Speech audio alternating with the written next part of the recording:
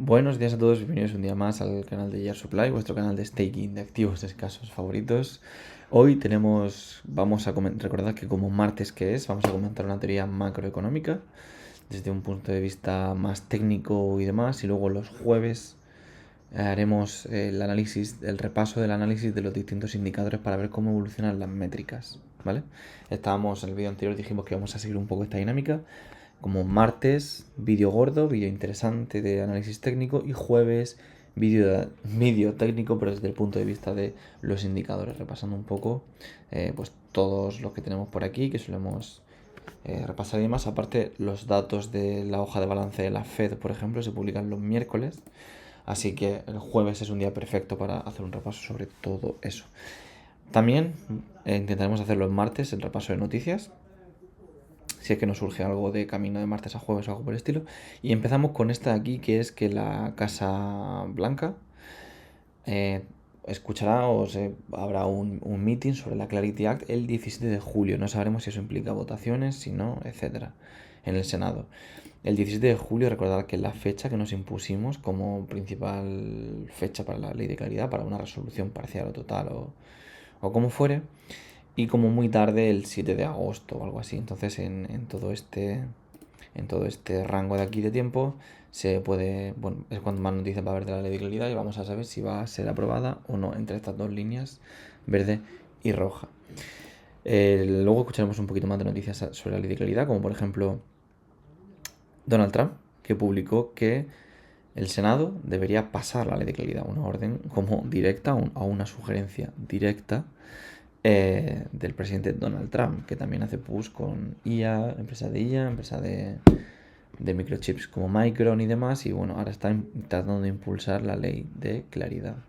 Tenemos alguna otra noticia más relacionada con esto, pero bueno, ya vemos cómo se están posicionando y cómo las instituciones quieren que, que se pase, ¿no? Por lo menos las internas.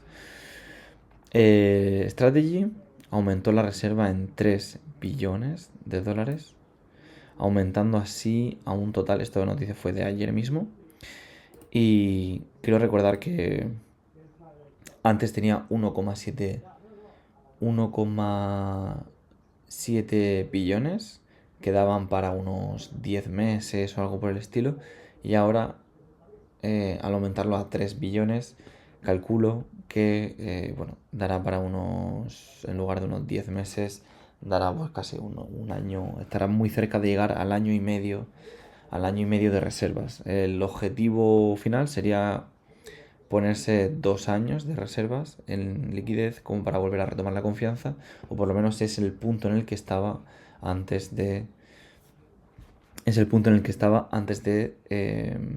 caer abruptamente. Vamos a ver un poco MSTR. MSTR. Cómo se tomó la noticia ayer. Bueno, todavía el mercado no ha abierto. Bueno, perdona, STRC. Vale. Tenemos aquí el icono de ventas para hacer un tracking. Vemos que esto aquí se ha estado formando una cuña compresiva, como podéis ver. Y puede ser que hoy a la apertura tengamos noticias. Pero yo diría que como mínimo va a suponer una noticia súper importante esto, que nos lleve como mínimo al techo anterior de 91 o algo así. Y no me extrañaría ver cómo aquí pudiera rebotar en el precio para luego continuar ascendiendo. Una cosita así, supongo yo. No me extrañaría en absoluto. Pero bueno, dejamos eso por ahí y nos movemos diciendo que el presidente Trump hará un anuncio el jueves 16 a las 9 pm. Tendrá que ver con la ley de claridad, después de sus declaraciones previas, tendrá que ver con un asunto relacionado con el estrecho de Hormuz. Iremos viendo, pero tiene que ser alguno de esos topics, o ley de claridad, o guerra con el estrecho de Hormuz, o algo relacionado con la infraestructura de IA, o algo por el estilo. Pero no hay mucho más donde escoger a priori. También la senadora Elizabeth Warren está sugiriendo, está intentando pusear para que las familias, las familias de los participantes de la ley de claridad así como el Senado y demás, no puedan beneficiarse del mundo cripto. Y esto es un debate que no solo se plantea para el mundo cripto, sino que se plantea para todo el mercado de acciones, que hemos visto como grandes analistas como José Luis Cava y demás venían ya sugiriendo hace tiempo, de que los insiders, y por lo que vemos por Polymarket y el traqueo a las carteras de los senadores cuando hacen la declaración de bienes, viene ocurriendo desde hace años y años y años y años desde el punto de vista tradicional. Los senadores de los Estados Unidos, así como seguramente otros muchos políticos en otros países, se benefician por el efecto cantillón, que recordad que es que la información va llegando escalonadamente hacia la base de la pirámide de la sociedad. Entonces los que están arriba se benefician antes de la información, compran acciones que van a revalorizarse y aumentan su patrimonio, mientras que los que están abajo de la cadena informativa salen perjudicados en ese sentido y no pueden beneficiarse de ese aumento en el valor de las acciones. Y bueno, lo que están diciendo simplemente es que creen que eso tiene que excluirse de la ley cripto, cuando es algo que ni siquiera está implementado, en el mercado tradicional. Bueno, si lo quieren implementar aquí y luego utilizarlo como excusa para llevarlo al Senado, me parece bien, pero es algo que debería estar ya paliado, no solo en el mundo cripto, sino en el mundo de las finanzas tradicionales. Y que ojalá se implementen, la verdad. O sea, ojalá esto salga hacia adelante y pueda llevarse a las finanzas tradicionales. En otro orden de cosas, Phong Lee, que es el fundador o CEO de Strategy, dice que han sacado un nuevo índice. Han sacado un nuevo índice de adopción de Bitcoin en el sector bancario, que actualmente va por el 32%, por lo cual estamos todavía en una etapa muy, muy temprana. Imaginaos el precio de Bitcoin cuando la adopción se encuentre por el 80%.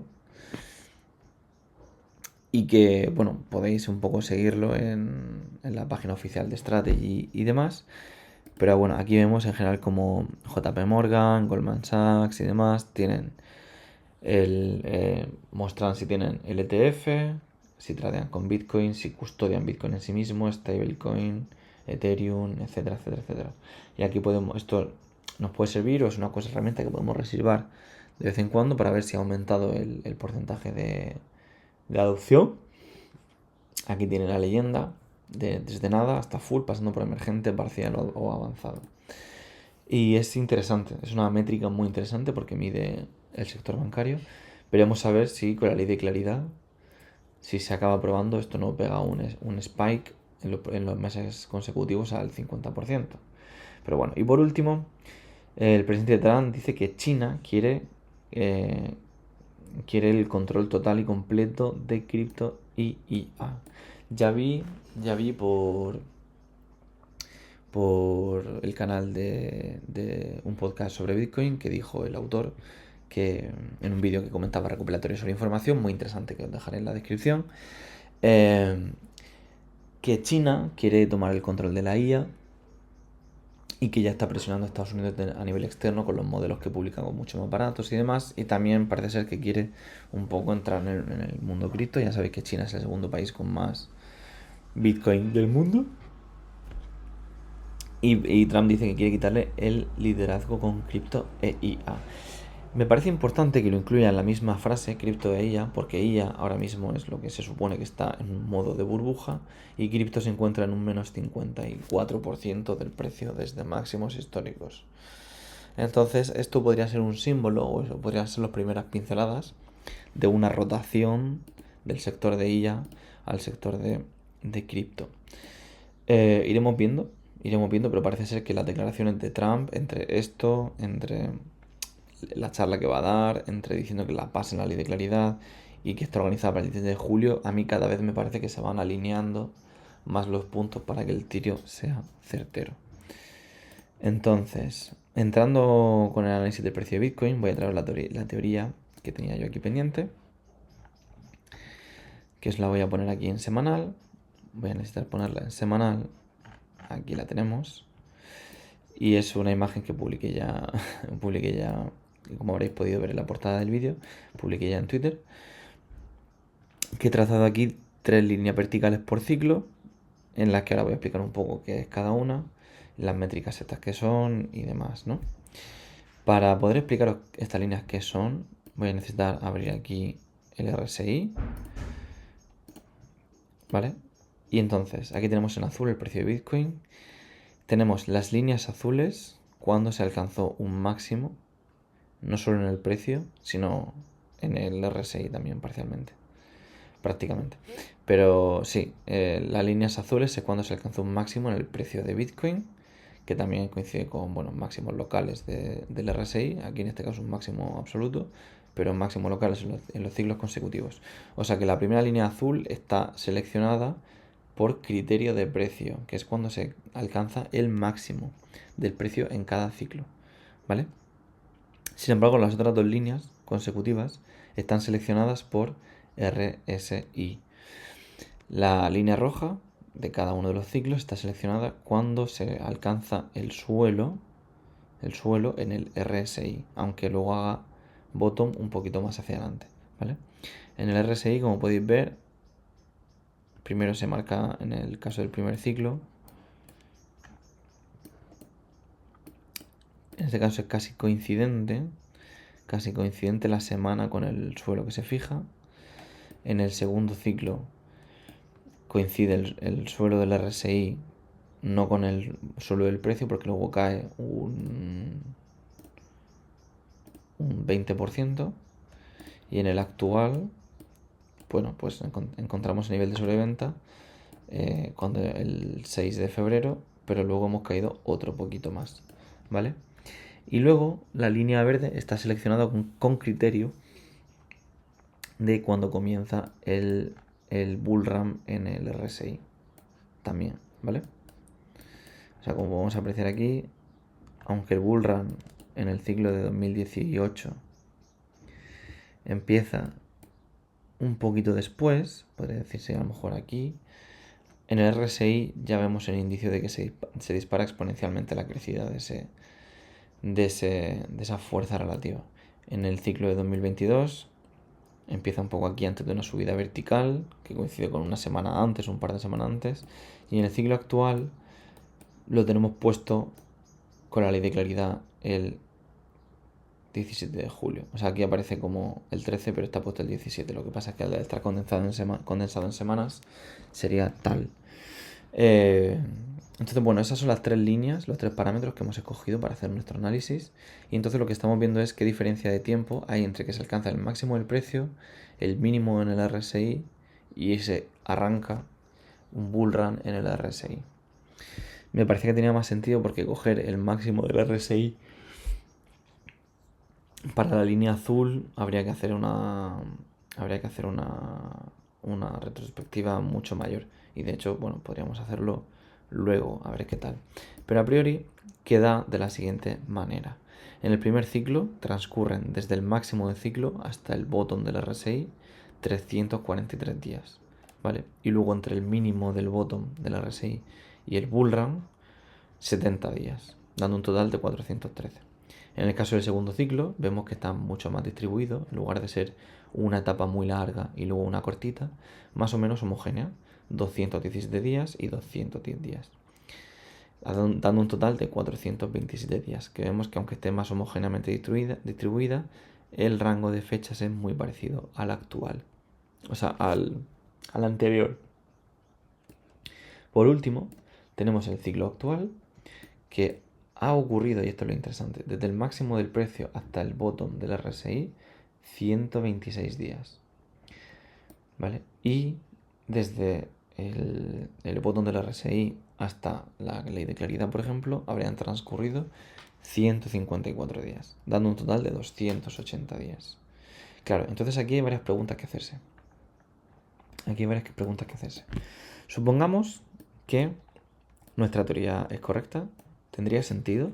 Bueno, pues teniendo en cuenta que la primera etapa ha durado 126 días, podríamos esperar que la segunda etapa tuviera una duración similar, estando en concordancia con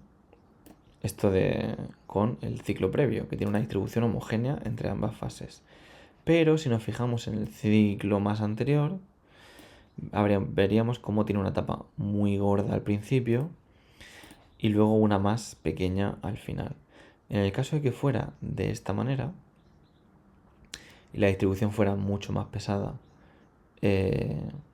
en un extremo que en otro, podríamos suponer que tal vez la distribución pesada, puesto que ya es mayor que la inicial, podría darse en la segunda parte en lugar de en la primera, porque ya sabemos que los ciclos riman pero no son iguales. Entonces, para que fuera de esa manera, tendría que durar la segunda etapa unos 280 días, ¿no? O sea, básicamente lo que ya lleva, tendría que durar unos 280 días. Para que así, 280, sí, 300, 406 días aproximadamente, sí. Si durase unos 280 días, la próxima etapa, tendríamos unos 126 días de primera, más unos 280 de segunda etapa, daría un total de 406 días, más o menos alineado. Puede que vamos a dejarlo en 285 o 290 días para que sean 416 días y que esté un poquito entre ambas métricas, ¿no? Vamos a poner esto en otro color para saber que no es la teoría que yo a priori estaría manejando, o sea, que no es el escenario actual, sino que es para que concordara un poco con los ciclos anteriores. De ser en 290 días, ¿cuándo tendría que estar colocado? Bueno, pues sí, al 9 de febrero, que es el día, al 9 de febrero, que es el día 31 y 9, 38, le sumamos 290 días, que es el día 38, 39. Le sumamos 280 días, 290 días, sería el día 329. El día 329, entonces 365 menos 329, 36 días. O sea, por aproximadamente noviembre de 2027, noviembre de 2026. Puede ser que aquí, 23 de noviembre de 2026, si trazamos aquí una vertical y lo ponemos como potencial en otro color verde, el final de línea para el ciclo, pues podemos ver que aquí hay un total de 287, 290 días, ¿vale? Que además coincidiría con el fin del ciclo teórico de Bitcoin y todo el rollo. Pero la realidad es que esto de aquí, esta franja de tiempo que hay aquí, de 133 días, no es segura. De momento, y por la información que tenemos actual y donde se encuentra la ley de claridad, bien sea ahora en julio o bien sea un poquito después, parece ser que la estructura encaja con el ciclo anterior. Aparte, ya sabemos que cada ciclo tiene como mucha más relación con su ciclo anterior que con el de hace 2 ciclos, porque la adopción es muy, muy, muy, muy distinta. Por eso, una cosa balanceada,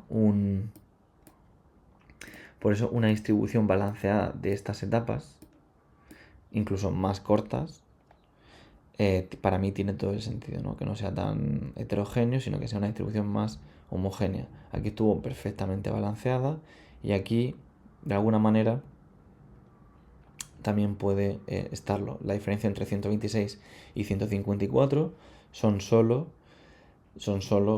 pues apenas 30 días, ¿vale? Puede ser que 28 días o algo así, cuando aquí la diferencia anterior estaba en 7 días. Entonces, bueno, me parece una cosa bastante razonable a pensar. Si este otro escenario fuera cierto y tuviera más relación con el ciclo de hace 2, que hay gente que dice que la etapa bajista se parece más a esta que a esta, yo no coincido, pero hay gente que sí, querría decir que todavía nos quedarían 130 días por ver hasta noviembre. En cualquier caso, aunque fueran 190 días para ver ese final de tal y que coincida esa etapa temporal, vemos que la distribución de